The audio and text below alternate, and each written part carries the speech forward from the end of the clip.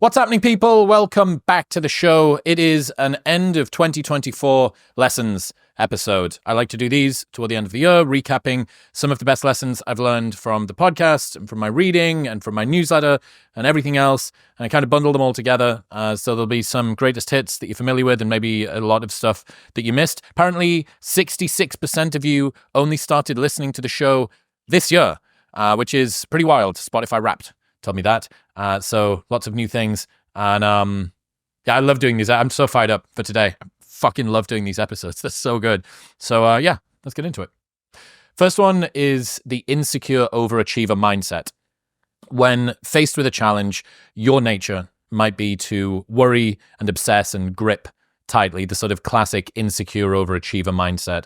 And because worrying is so common in every pursuit that you attempt, your successes are seen as proof that worrying is a performance enhancer, and your failures are seen as proof that you should have worried all along. So you end up with unfalsifiable negativity, kind of a walking anxiety disorder harness for productivity, like Andrew Wilkinson says. You build this link between worry and performance, belief that your performance would have been markedly worse if you hadn't worried so much, and that the worrying is precisely what motivated and enabled the outcomes that you wanted. Even when you reach black belt status and you've got confidence in your capacities, there's a lack of enthused energy. I think it seems like maybe the worries left you, but it's not been replaced with excitable enthusiasm, just higher expectations. And I have been thinking about this an awful lot this year and kind of want to propose a radical new approach, which is assuming that things will actually go well. Basically, after a while, I don't think that the fear is aiding your performance. You're primarily running on habit and skill and experience, and maybe the fear was needed in the beginning to narrow your focus and create the obsession. But now you've reached escape velocity and you're drifting in space.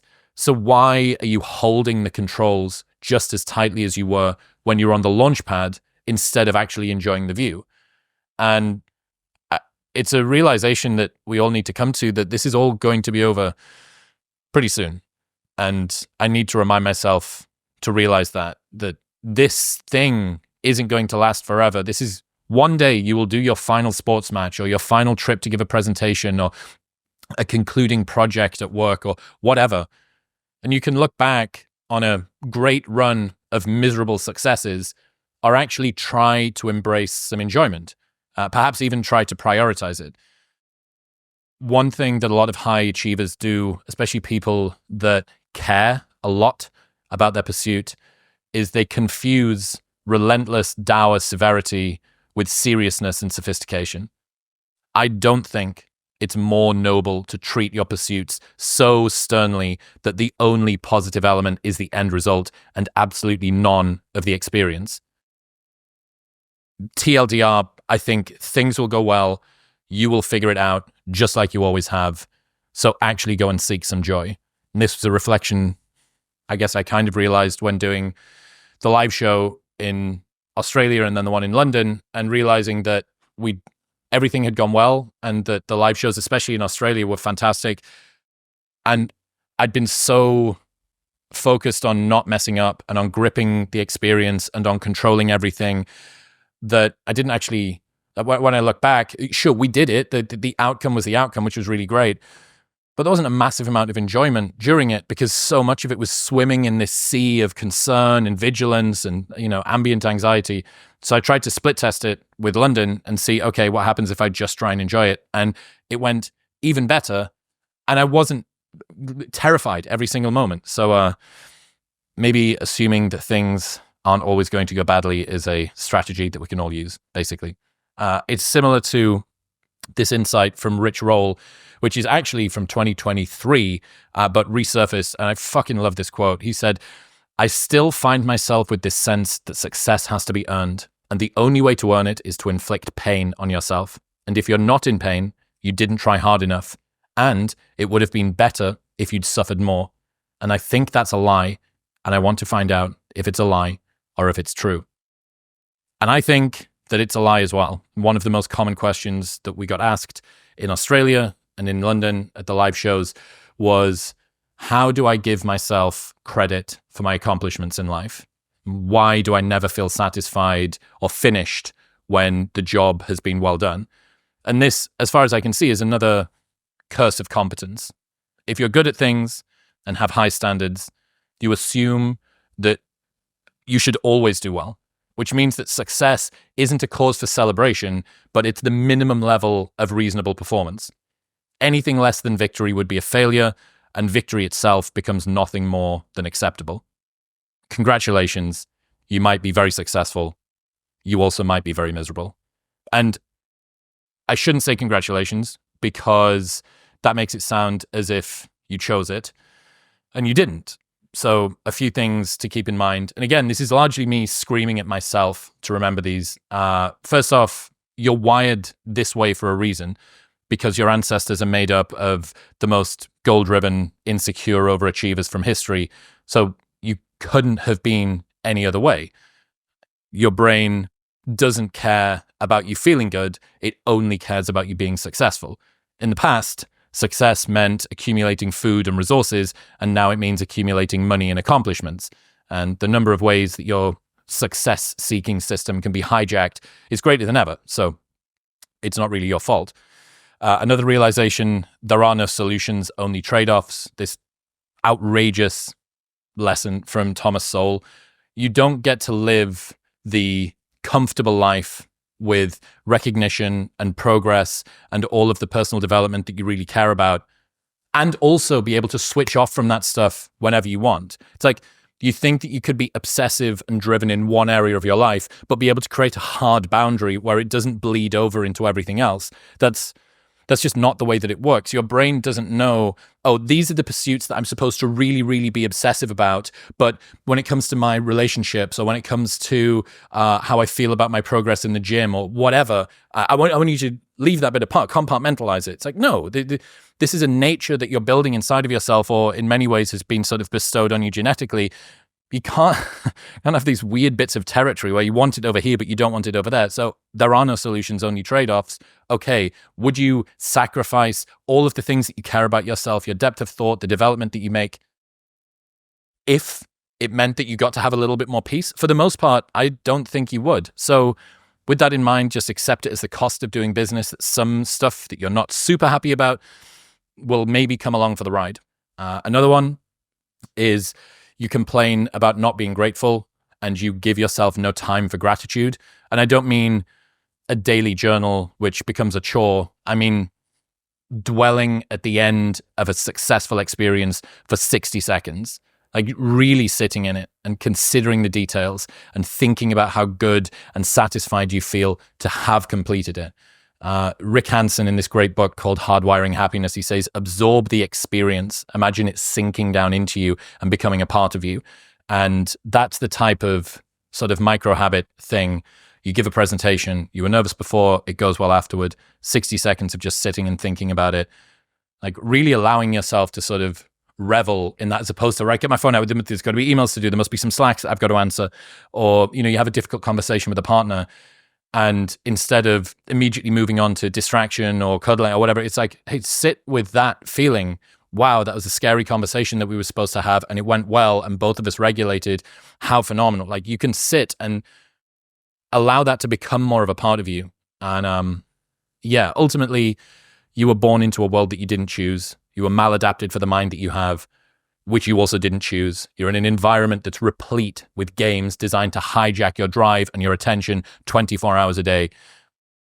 So basically, I'm impressed that you even made it to breakfast. And we all need to give ourselves a little bit of a break, I think. Another lesson, one of my favorite ones, this was from Richard Reeves. Great author, wrote the Book of Boys and Men, and came back on the show for the second time this year. We ended up going for 3 hours. He's just such an interesting researcher when it comes to sort of the masculinity question, men's roles, boys' roles in the modern world. He said men aren't seen as having problems, but as being the problem. Suicide rates among men under 30 have risen by 40% since 2010 and are 4 times higher than among young women. Male suicide accounts for as many deaths as breast cancer. Male suicide accounts for as many deaths as breast cancer. Men are less likely than women to go to college or buy a home. They are more likely to be lonely and are more vulnerable to addiction. Young white men from lower income homes are worse off than their fathers on almost every economic and social indicator. There is a bigger gender gap on campuses today than in 1972 when the government passed Title IX to prevent sex-based discrimination in education. But today the disparities in college enrollment and performance are the other way round. There is no strong evidence that young men are turning against gender equality, but they have turned away from the left because the left has turned away from them. The problems of young men are not the confections of reactionaries. This is the story of elite neglect, not voter chauvinism. The Democrats have failed to address these issues. Under the Biden administration, the Centers for Disease Control and Prevention has refused to acknowledge the gender disparity in suicide rates. The White House Gender Policy Council has not tackled a single issue facing primarily boys and men. There have been initiatives to promote women in STEM and construction, but nothing about encouraging men into teaching or mental health. There are women's health research initiatives, but no office on men's health. The Democrats and progressive institutions have a massive blind spot when it comes to male issues, and this was exposed in the election. At worst, men are seen as not having problems, but as being the problem. Remembering that Richard is the most gentle, researched, sort of lefty policy wonk type guy, DC type person that you could have saying this, and that sounds like a fucking hammer blow that will have been dampened down an awful lot and the language will have been dialed back. It's not good. And, you know, a lot of the conversations that I've had this year have been around trying to effectively navigate the conversation to do with men and boys. How much do we need to caveat? How much do we need to say, well, it's not to say that women don't have problems, but now that I've gone through this weird laundry list of like a fucking land acknowledgement for sex and gender, I can now talk about the problems that I'm here to face. That doesn't happen in the reverse. If someone's talking about the problems faced by girls and women, that doesn't occur. Well, we must remember that men kill themselves at 5 times the rate that women do, and if men had killed themselves at the rate that women had, we would have 500,000 more men from 1999 to 2020. That doesn't happen. But I guess another insight was I'd had a bunch of conversations about the challenges that men and women face in the modern world, and I realized how rarely pro-male and pro-female activists are prepared to genuinely accept that the other sex may encounter difficulties without measuring it against their own suffering. There is an assumption that any attention paid toward men takes it away from women or some other minority group who is more deserving, and vice versa. It's a zero-sum view of empathy. And obviously, this is not how empathy works. Rather, it indicates just how broken the conversation around men and women is, that care for people who are struggling in life is seen as a fucking finite resource. Women can point to how men don't need to fear sexual assault as much, and men can point to how women don't need to fear Me Too allegations. But men hold more CEO positions, but women are graduating college at higher rates, but there's more male homelessness, but there's more women in sex work. It's like both sides are trying to balance some bizarre simultaneous social justice equation. That how many false allegations are worth a sexual assault? How many female graduates are worth a male CEO? The entire conversation is basically saying, my privilege is more oppressed than your privilege. It's like victimhood masquerading as arithmetic. And it's entirely based on a flawed premise because the complexity of the truth is inconvenient for both sides. There is no equating the suffering of one group to another. And perceiving the discussion in this way causes everyone to enter the framing correctly as adversaries. Accepting the challenges of one group does not disable attention from being paid to another. And similarly, it shouldn't be the case that a discussion about men's troubles should first be hedged with fucking groveling caveats about how we know that women face a myriad of problems too, lest the position be seen as myopic misogyny. Zero-sum empathy is one of the most boring and narcissistic things that keeps on happening. And it's done over and over again, and it achieves nothing except for pushing both groups apart from each other. And I can't do much for women, but I've got some, I think, pretty reasonable and influential friends that could propel a better conversation around men, and working quite hard to make that happen in whatever way I can. But it's an uphill battle in many ways. Richard taught me this really interesting thing about how when people don't listen to your point, if you've been sort of, campaigning for something for a while, you turn up the volume and the intensity ever more, especially if they say, no, it's not, or they you don't feel like it's being welcomed, not only not being heard, but is actively being pushed back. And I can definitely see that temptation, that dynamic going on, that gravitational pull for you to become ever more a firebrand when talking about this sort of stuff. And there's definitely days when I feel a bit more fiery than others. Those are the days I try and stay off Twitter. But I think I'm happy with the job that's been done this year. I think the conversations I've had have been really great, and I hope that they've helped a lot. But still more to be done. Speaking of which, another conversation I've been having a lot, another lesson that I took away was trying to work out why lots of people have a big problem with Ozempic use, widespread Ozempic use. Unsurprisingly, there's been a lot of pushback from the body positivity movement, headlines that say anorectics. Anorectics, by the way, is the technical class of drugs like Ozempic, but Ozempic is going to move, or the class of drugs of Ozempic are going to move beyond GLP-1 agonists. So you need to learn the word anorectics because that's what they will be at scale. Anyway, headlines say that these drugs confirm society's anti-fat bias, and they claim that a future without fat is a dangerous idea. Basically, that appetite-suppressing drugs are a removal of fat people's identity and a denial of their right to exist. So all the usual stuff. But much more of the pushback online, at least from what I've seen, seems to come from people who aren't fat, but ones that are in shape, which got me thinking about why that might be the case. So why would someone who isn't going to be using a drug be so critical about its introduction? So I came up with a bro science theory using some evolutionary psychology underpinnings. People who have managed to get in shape and stay in shape without pharmaceutical assistance have used some amount of effort and willpower and discipline. And because there are limited, easy ways to lose weight, anyone who's in shape has got status associated with having achieved it. It's a reliable, costly signal. It's a behavior that's so expensive for the sender that it can be used to communicate honest information about them.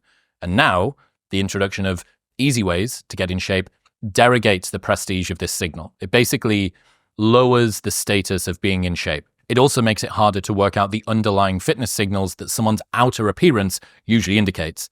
You ask yourself the question, is this person hardworking and reliable and trustworthy and able to master their impulses by using their willpower to not overeat? Or did they just get a prescription for Ozempic? TLDR, fat people should not be worried about Ozempic denying their right to exist, but thin people may be worried about it hiding their fitness signals. And I understand that losing weight doesn't necessarily mean that you're in shape. There's a lot more to having a good-looking body than just not being fat, but it's a big fucking first step, right? To go from being 300 pounds and living on processed food all the time to being 130 pounds and still maybe living on processed food all the time. Visually, the way that you're going to look is wildly different. And I think that there is more threat to people who are in shape from people who shouldn't be able to get in shape without this external assistance, being able to access that same level of body type or similar level of body type just by taking a drug. And I think that that is one of the reasons that people are I mean, there's lots of reasons, right? People have got, was it called Fen, this drug from the 90s I learned about when I spoke to Johan Hari earlier this year. Sometimes I think it's coming from a good place, which is there isn't a free lunch and there has to be some sort of side effects to these and so on and so forth. I'm cautiously optimistic about the lack of side effects, apart from the immediate ones that come through, the nausea, other bits and pieces. For the most part, it seems like quite reliable as a drug and quite safe. That being said, I understand why people are cautious. I understand that there's always, this is something new. No, don't worry, this one's without the side effects. And then something comes along and smashes you in the face a few years later, or smashes you in the liver or the metabolism or whatever. So I guess we'll wait and see on that. But yeah, I just thought that was an interesting piece of framing to think, what is it that's causing people who are in shape to have such distaste about people thinking about using Ozempic? And I think that the fact that you can, it derogates how valuable other people's in-shapeness is, explains quite a lot. I had a conversation with Chris Bumstead this year while training 2.5 weeks, 3 weeks before he stepped on stage for his final ever Olympia. And I was telling him this story about when me and a friend had a polite debate, I guess, or disagreement, not quite a disagreement, but we'd had a discussion about something. And I rang them once I'd finished up and the dust had settled a couple of days later to make sure that they were okay. And he said, yeah, of course they were. Like, I really enjoyed the conversation. I really appreciated the conversation. And then very quickly, I started talking about how I wanted to stop having this compulsion, right? This people-pleasing nature, this sort of overbearing need to ensure that everyone else is okay ahead of myself. And my friend sort of stepped in on the phone and said, be careful getting rid of that, because the fact that you rang to check on me is exactly one of the reasons that I love you as a friend. So he warned me against pathologizing the kindest and best parts of my nature. And I started explaining this to Chris Bumstead, the difference between choosing to do a virtuous act and being compelled to do it by your nature. And in some ways, him saying, don't pathologize the kindest parts of your nature, I didn't choose to check in on this guy. I had to. And it asks the question, is it virtuous to do a good thing, if you didn't have any other choice other than to do the good thing? Well, the impact was good and positive, so kind of, but there's something about it being compelled and less effortful or conscious that seems to sort of derogate the virtuosity. So, next question, is it more virtuous to do a good thing if it took more effort? If it was harder to do something kind than it was to do something mean, does that mean that it's more virtuous? And that creates a really interesting situation. If your nature compels you to do something good, is it more virtuous to purposefully deprogram that compulsion and make you objectively a worse friend for a while, and then to reintroduce the same act, but consciously? But that seems like an unnecessarily effortful way to finally feel good about doing something kind for other people, given that you were already doing something kind for other people. And this is just an interesting debate about where actions come from and how much pride we should take and how much praise we should receive from doing things, even if it largely came out of a compulsion. That being said, what did I say on last year's end of year lessons review, which was focus on outcomes, not on inputs? And this is turning the entire bar stool upside down and saying you did a good thing, but the place that it came from wasn't as effortful or as good or as chosen as it could have been, which means that the good thing you did is less good. Anyway, there's this La Rochefoucauld quote that says, no one deserves to be praised for kindness if he does not have the strength to be bad. Similar to Joe Hudson this year saying, if I can't trust your no, I can't trust your yes. That setting boundaries and creating a kind of rigidity and structure to yourself is important, because only within that container can you actually sort of lean forward. Like, it's the same as a guy being vulnerable after he's shown a ton of strength is attractive. A guy being vulnerable because he doesn't have the ability to show strength is not. So yeah, I don't even know where I'm going with that question, but I do think it's an interesting one about us derogating things that come to us easily and naturally, and sometimes pedestalizing stuff that would be more effortful. And as of yet, I haven't made myself purposefully a worse friend, but we'll see. All right, next one. Don't be ashamed of your effort. Midwits hate earnestness and sincere conviction because they can't stand being reminded of the thing they're capable of but resist actually trying. And Mark Manson's got a quote that's similar that says, people will try to put the same limitations on you that they put on themselves. Don't mistake their insecurities for your ceiling. And I think, especially on the internet, especially if you're British, you will know this very well, there is something kind of uncool about being too keen, about being too sort of excitable. It's not exactly in our country's DNA to be super excitable, and being accused of being a keno is not something that many people want, but it really does derogate you, the one thing that you should do, which is effort. and paying attention and trying. And that seems to kind of exist on the internet at the moment. A lot of people refusing to go out, a lot of people refusing to try things, the system's rigged against me, etc. And I don't know, man, like, how's that working out for you? Maybe it's working out great or whatever, but if you don't feel like that message speaks to you and you are someone that wants to try and make things happen in the world, when you brush up against that kind of energy, it really should be a reflex to just sort of disregard it, kind of the same way as you disregard somebody that's speaking a different language. And you think, oh, well, they're just speaking a different way to me, so that must be fine for them, and I'm sure that works for them, but I kind of don't need that over here. And as far as I can see, sort of motivation and willpower and drive are so rare and fucking tenuous and on a knife edge that you should be very, very careful about how much you allow that to be insulted by stuff from the outer world. And yeah, Mark Manson's thing, people will try to put the same limitations on you that they put on themselves. Don't mistake their insecurities for your ceiling, is lovely. Something else that I've seen, which is happened to a bunch of people around me recently, is a very real sign of success. How you can know when you've fully made it, which is people start to accuse you of having wealthy parents. That the real sign of success is when someone says, I bet you had wealthy parents. I've kind of wondered where this, that's satirical for the people on Instagram that didn't get that was satirical. I wasn't saying that it was an actual marker of success. I was saying that it is the sort of thing that appears to come along for the ride as a side order when you achieve something that some people would say of as being success. And I don't know, I've tried to work out where this motivation comes from.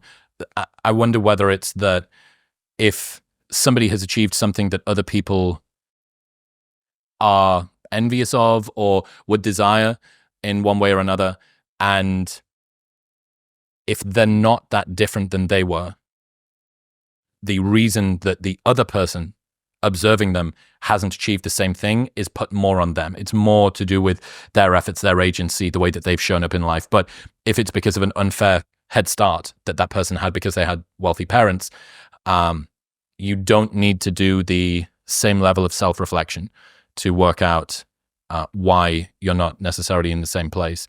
Another lesson from Tim Ferriss this year. Wow, that Stray Vista video wall shoot thing that we did in March around about Easter time was fucking fire. And he had this great insight, which was don't aim for mediocre.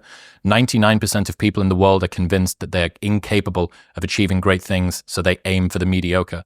The level of competition is thus fiercest for realistic goals, paradoxically making them the most time and energy consuming. If you are insecure, guess what? The rest of the world is too. Do not overestimate the competition and underestimate yourself. You are better than you think.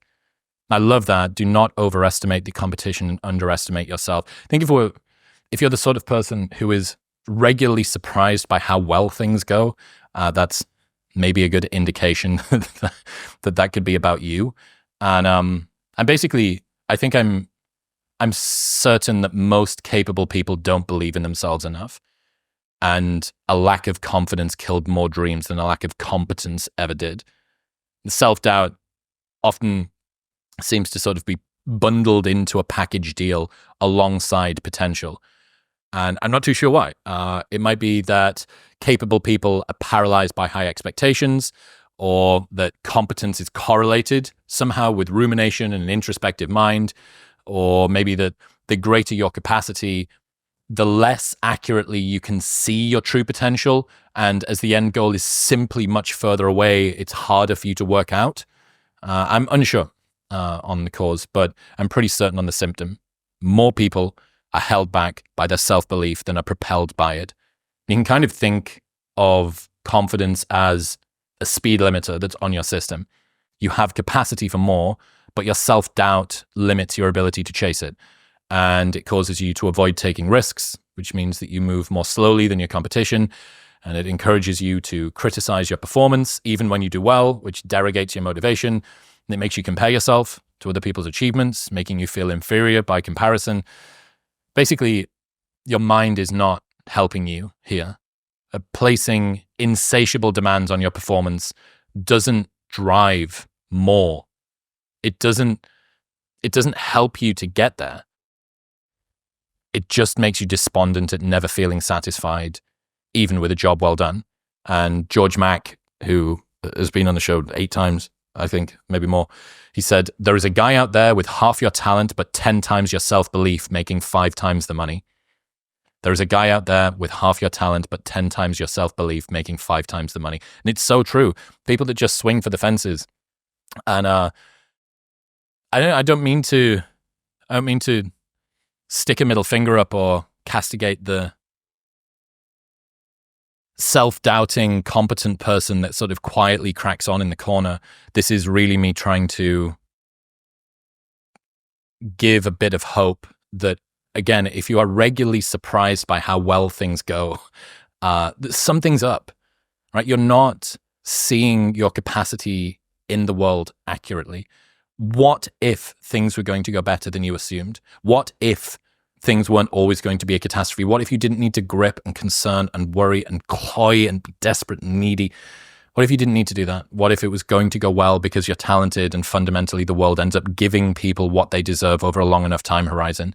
And yeah, the confidence thing, the speed limiter on the system is a big deal. And you should view it like an enemy. You should view it like something that is fighting against you to stop you from achieving the things that you want, and treat it with the requisite respect.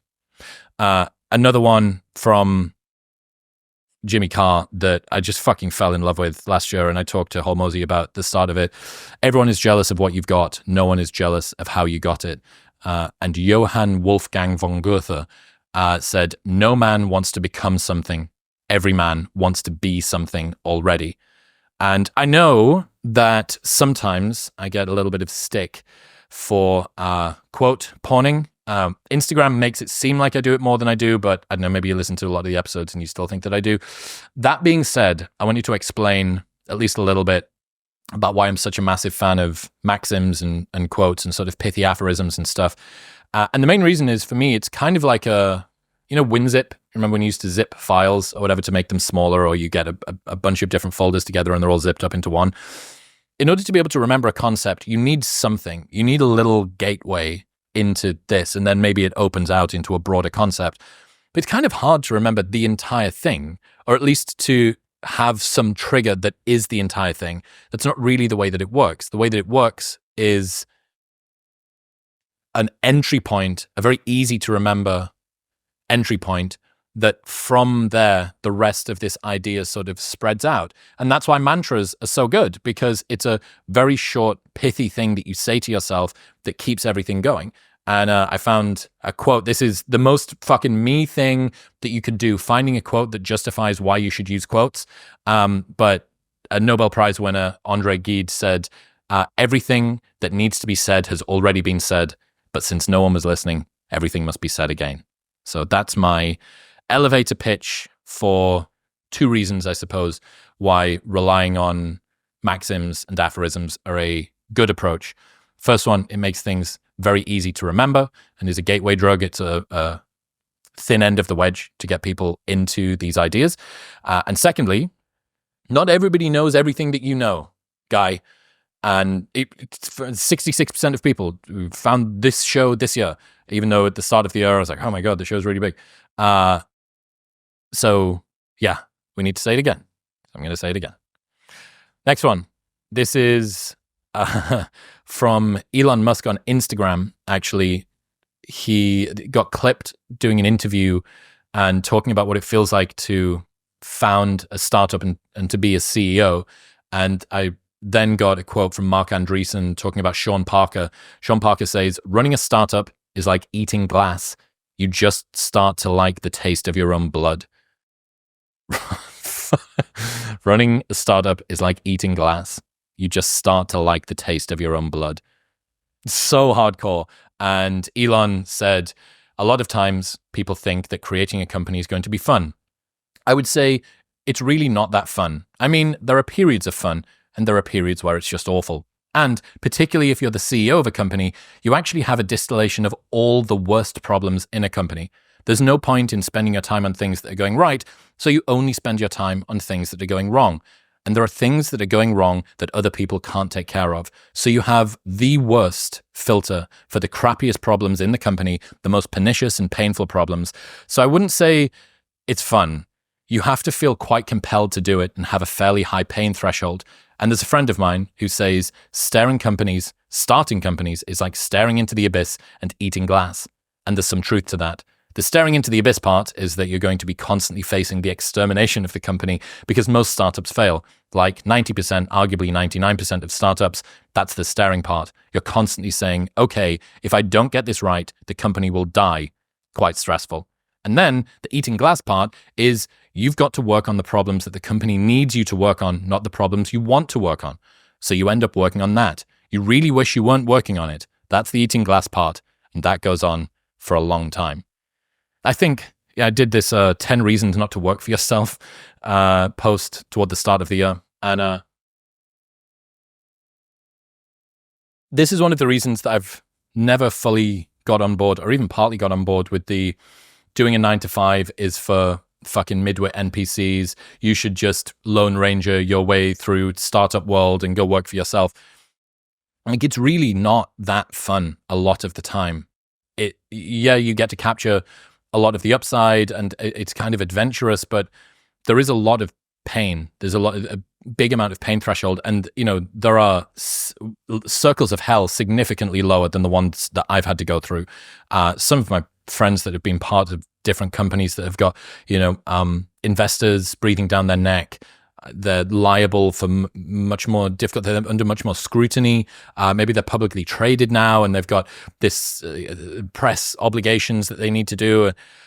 It's really not that fun for a lot of the time, but it's very meaningful. So if you're the sort of person that prioritizes meaning over joy, this may be a good path for you to go down. But I'm always hesitant around telling someone, oh yeah, sack your 9 to 5 off and go just Lone Ranger it, because yeah, sure, you're going to have a lot of freedom in the way that you don't right now, but you're going to have a lot of pain in the way that you don't right now too. And that's a decision that not enough people remind those still doing a more typical sort of setup of jobs that they're going to have to pay on the back end. You're going to be your own taskmaster. You're going to be your own boss. So not only are you the person who has to do the job, you're the person who has to work out what job needs to be done. And then you need to tell the guy, what job it is that needs to be done, and then check in on how it's done. And then you never know if you're finished. And it just goes on. It goes on and on and on. Another Hormozi-ism that was related to this, one of my favorites that I kind of missed when we spoke, and someone clipped it and put it on Instagram, and I re-noticed it and just thought how great it was. He said, the world belongs to optimists because if you're going to do anything big, you have to believe that it can happen. Otherwise, it never will. Sean Puri says the cynics get to be right and the optimists get to be rich.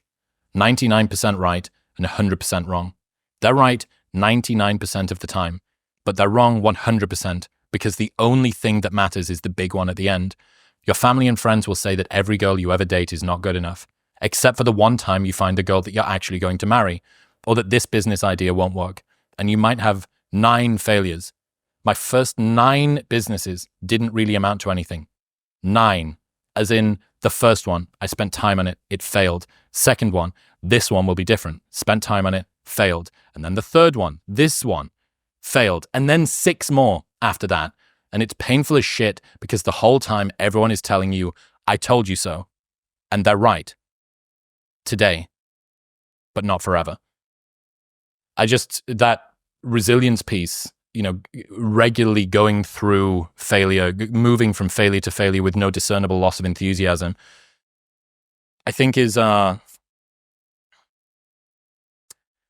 only something that we should obviously look to cultivate in ourselves, but something that we should remind ourselves of when we do overcome failure. I think the fear of failure is way greater than the way that you feel when it actually happens. Like when failure occurs, yeah, sure, you're already on to the next thing. You're already moving. There's momentum, there's inertia. You're trying to find a solution. But when you're thinking about how failure is going to feel, that's when it's really, really scary. And that's why the family or friends that tell you that the girl or the guy isn't good enough for you, or the people that derogate your idea of trying to start something or improve your life or make changes or whatever, that's why I've got like a real fucking distaste for those people. Because again, like I say, drive and tenacity is so gossamer thin and easily broken a lot of the time. You should have a lot of support. And if somebody comes along and you've managed to finally create this thing, you've got a tiny little ember burning and someone comes along and starts fucking blowing on it. That's not an energy that I like. And yeah, Bezos said in a shareholder letter that I really appreciated. He said, "We are working to build something important, something that matters to our customers, something that we can tell all of our grandchildren about. Such things aren't meant to be easy." But that shareholder letter was in 1997. So he is in the eating glass, staring into the abyss period right then. And we are working to build something important, something that matters to our customers, something that we can tell all our children about. Such things aren't meant to be easy. So I think accepting the pain, accepting the difficulty that's going to come along with whatever it is that you're trying to do is probably the first or one of the most important things. It's something I wish that I'd done previously. Again, going back to that there are no solutions, only trade-offs idea, that railing against how hard something is or how much time it's taking up or the difficulty or the inefficiency or the fact that you don't know how to do it or the fact that you don't have a hire that can sort it or the fact that people around you don't believe you or that no one's giving you the support that you want or that you thought it wouldn't take this long. The fact that that is happening is par for the course. It is the price of doing business. It's the cost of entry for whatever the thing is that you're going about, because if it wasn't, it wouldn't be happening. And so much of the pain, as far as I can see, is you railing against the fact that there are difficulties. Great insight from Rangan Chatterjee was the more that somebody complains, the less accurate their perspective of the world is. So a complaint is you saying, why is the world not behaving in the way that I expected it to?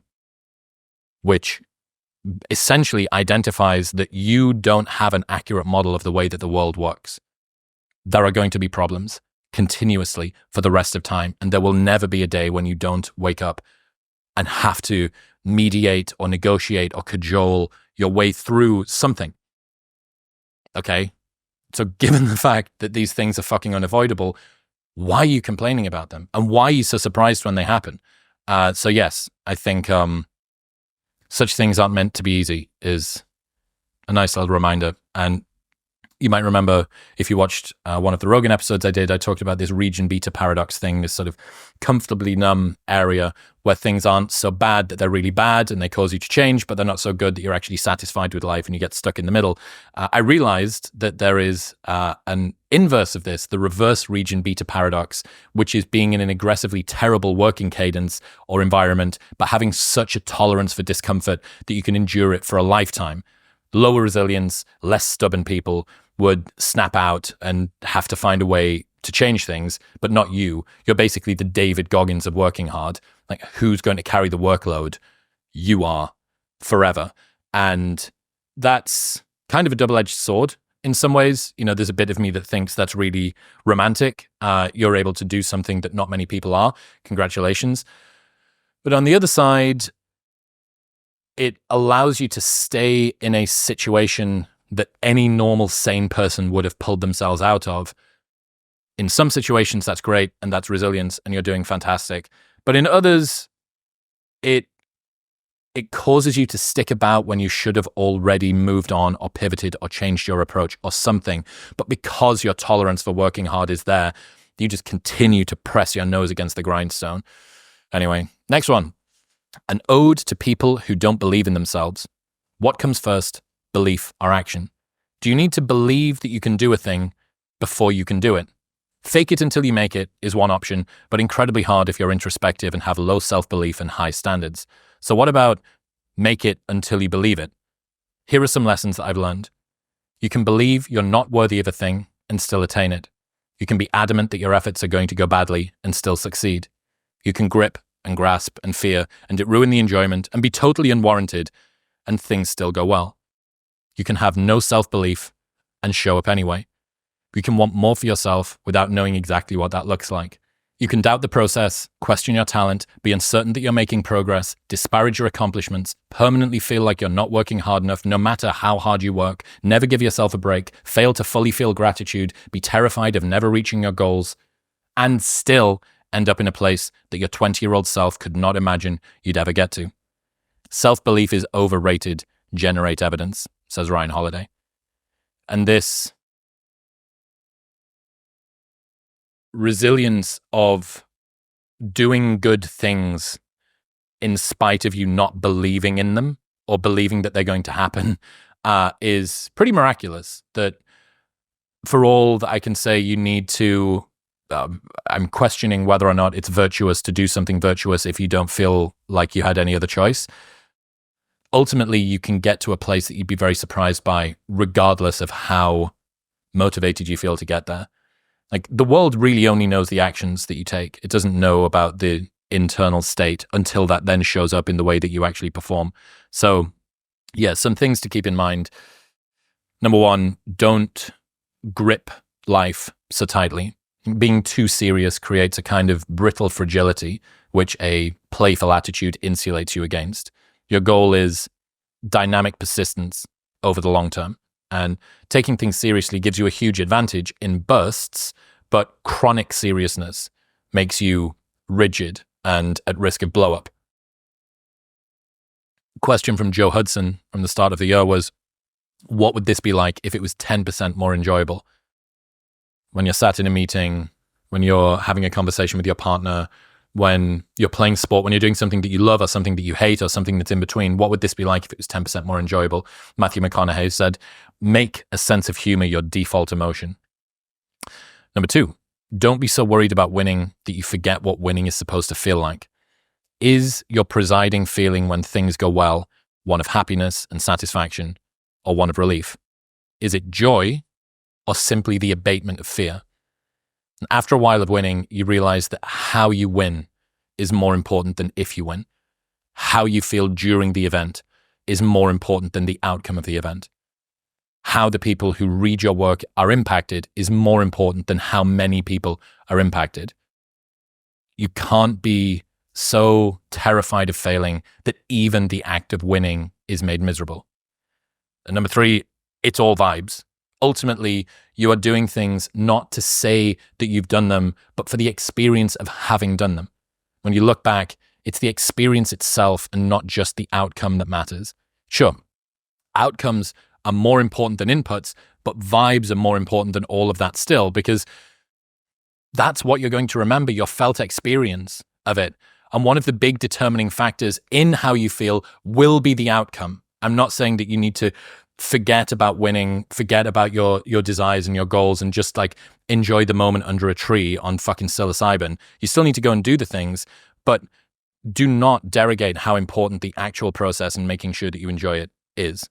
And oddly enough, optimizing for how you feel detaches you from caring about the outcomes, but is the very thing that will drive outcomes the most. And if it doesn't, what do you care because you're enjoying it? And number four, emotional pain is a hell of a teacher, but it won't kill you. Would life be easier if you didn't feel everything so very deeply? Perhaps. But the only reason you're getting the outcomes that you want is because of your depth of thought. And as bad as it feels, this that you're going through right now is the breadth of human experience, and you're alive, and your inner landscape is a fascinating world to explore. So act with curiosity. And what you are doing right now, your goals, the desire for attainment, your attachments to this world, they're hypotheses to be tested, not ideologies to be proved. And number five is your goal to survive or thrive or flourish. Because you have probably dealt with everything that life has thrown at you so far. Do you think that it's because of the way that you grasped and controlled and feared and ruminated? Or could it be because you're a capable, competent, gifted person and the world is fundamentally fair, and over a long enough time horizon, most people get what they deserve? Number six, you're doing this for you. And this is something I've only realized relatively recently, but after a certain level of material comfort, the only person that you need to do this thing for is you. Your conscience knows when you're being honest and when you're not.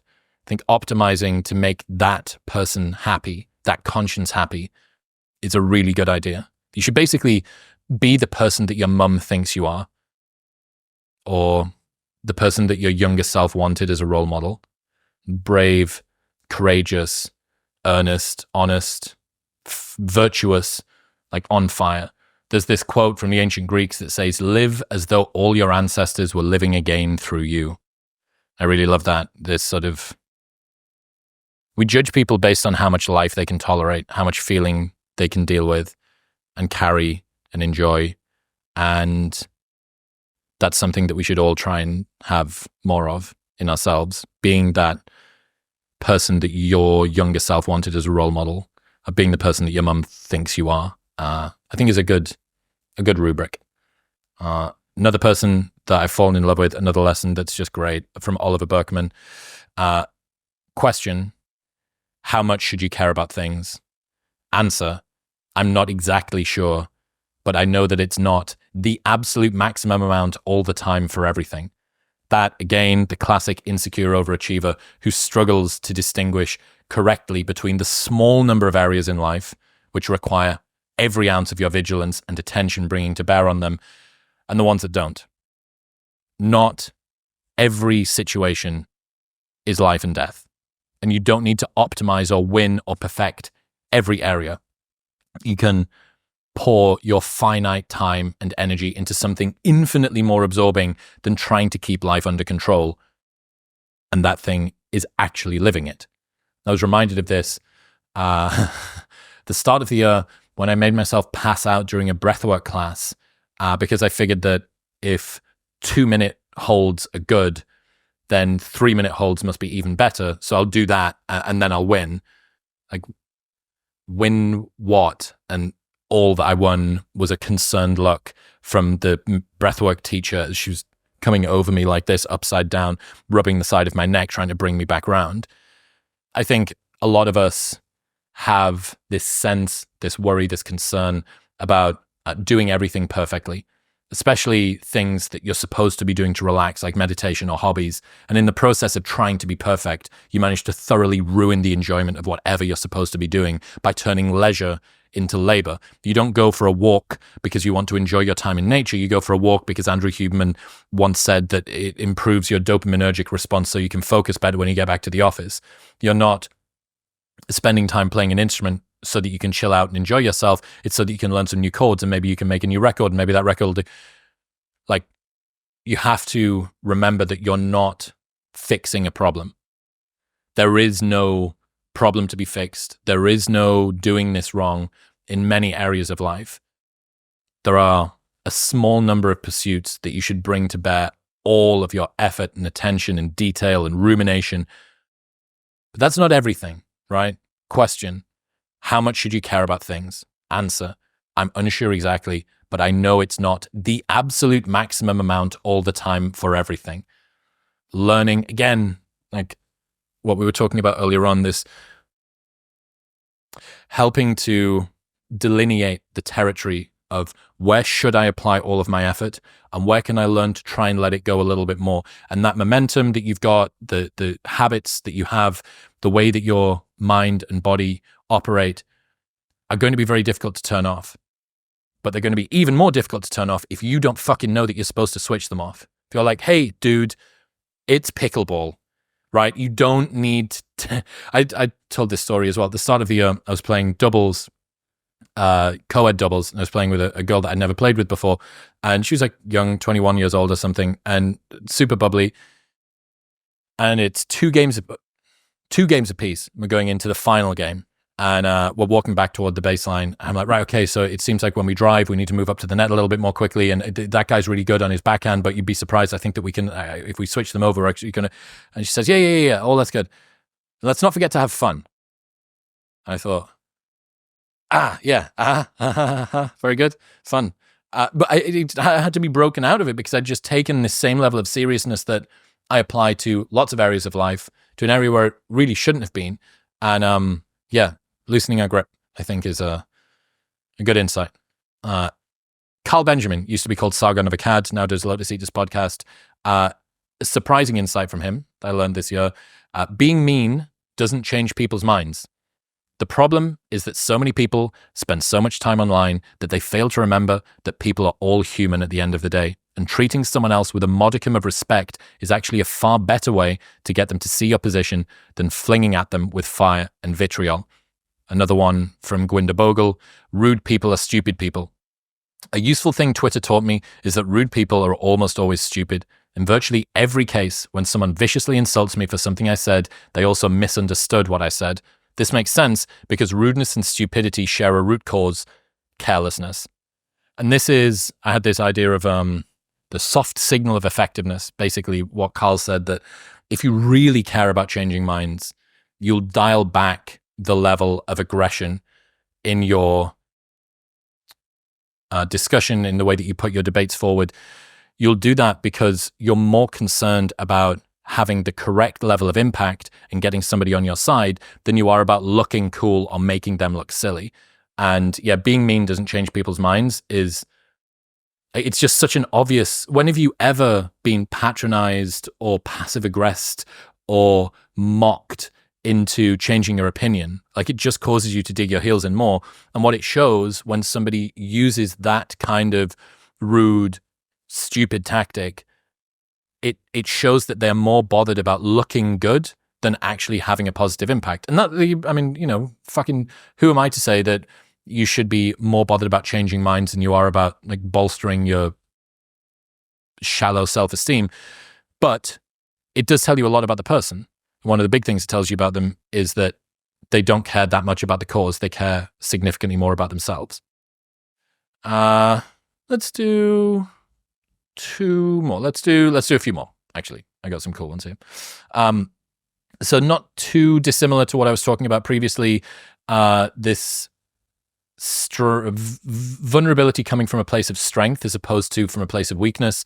I talked about this at the live show, and I think people really loved this. Men need to accumulate sufficient man points before they can open up about their feelings. Basically feels like men have to earn the right to talk about their emotions. Chris Bumstead, as an example, can talk about crying and fear and insecurities, but only because he's the greatest bodybuilder of his era and a 6-time champion. Only men who have achieved some degree of success in typical masculine pursuits like status, resources, attractiveness, muscularity, and strength can open up about emotions with credibility. Once they've accumulated sufficient man points, some unspoken video game level unlock happens where emotions are allowed, but opening up before having the requisite man points is interpreted as feeble and weak. I think the world still has many icks around men showing their emotions, but far fewer if it comes from a place of prestige than one of poverty. And it's a vicious sort of scenario for men to be in, because the very men who probably could do with the most sympathy are perhaps the ones who have got the lowest number of man points. And they're the ones that are going to be derogated the most by women, and also maybe even not raised up that much by men. So yeah, I think I'm right on this. And, maybe it is just the case that somebody who can't choose to do anything else doesn't really get as much prestige for doing the only thing they can. Like, weakness when you can't be strong is nowhere near as interesting or seductive as weakness when you have the choice to be strong. But yeah, there was another interesting insight that I learned about the duality of warning men about bad behavior. The problem with giving men advice like, don't be pushy, is that the men who really need to hear it won't listen, and the men who'd benefit from being more assertive will take it straight to heart. This, was backed up by David Buss's book, Bad Men, Men Behaving Badly in the US. And that despite the fact that fucking like hashtag kill all men or hashtag like not all men, but it's always a man, which basically like is the same as all men. It is all men. The problem with having any blanket coverage, broad group push like that is that at least when it comes to these kinds of behaviors from men, it seems like it's one man doing 1,000 horrible things, not 1,000 men doing one horrible thing. And this seems to be borne out in the data, at least based on Buss's research. But giving men advice across the board, giving all men advice, like, don't be pushy. The guys that are most likely to not be pushy are precisely the ones that are going to listen the most, and the ones that already think that they're fine or are disregarding any negative feedback from the people that they're doing it to, they're just going to plow straight on. And then I guess another interesting insight that I learned about divorce and marriage, this episode I did with Visa about a month and a half ago, he's got 2 fucking outstanding articles. One of them said, why do so many people divorce someone they thought was their favorite person? It's not really a mystery. It's mostly because good times are a poor predictor of how you'll handle bad times, and handling bad times is much more important to the success of a marriage. But as a species, as a culture, we have not truly internalized this. It's the lows, not the highs, that make or break a relationship. A painful lesson of the past 20 years of relationships. In the medium run, it's exciting to feel hype about people who seem to relate strongly in specific ways. But in the long run, it's really how you handle misunderstandings, conflict, confusion, disagreement that go the distance. I think that's so right as well, that, you know, you see couples together and you think, oh my God, how did they ever break up? They were so great. Can you not remember when we went to the theme park and they're having all this thing? It's like, yeah, they cannot regulate at all as soon as some perturbation happens. Soon as some disagreement occurs, they're at each other's throats. One of them runs away. One of them can't stop bringing it up. One of them holds grudges. One of them can't communicate without being passive aggressive. One is unable to talk about their emotions. Like, that's an existential threat to a relationship. And it changes, I think, where relationships should apply their focus. It shouldn't be on increasing peak experiences, although that's fun and obviously way more sexy. I think it should be on how do we avoid catastrophe as opposed to expedite success. Because sure, maybe a long-term marriage or relationship over time might break up because there are insufficient peak moments, but it's way more likely to break up because there are too many very low moments that you haven't been able to regulate properly. So I just think that's a fucking, like, a gorgeous, gorgeous insight. And I was reminded when thinking about this, Charles Darwin, you know, somebody who you might have thought, given all of his research on animals, would have had a very clear idea about whether or not he wanted to get married and the world of mating and dating, but he was unsure about whether he should get married. So he made a list, and Russ Roberts covered this list. So this is just so good. This document has 2 columns, one labeled marry, one labeled not marry. And above them circled are the words, this is the question. On the pro-marriage side of the equation were children, if it please God, constant companion and friend in old age who will feel interested in one, object to be beloved and played with. After a reflection of an unknown length, he modified the foregoing sentence with better than a dog anyhow. He continued, home and someone to take care of house, charms of music and female chit-chat. These things good for one's health, but terrible loss of time. Without warning, Darwin had, from the pro-marriage column, swerved uncontrollably into a major anti-marriage factor, so major that he underlined it. This issue, the infringement of marriage on his time, especially his work time, was addressed at greater length in the appropriate not marry column.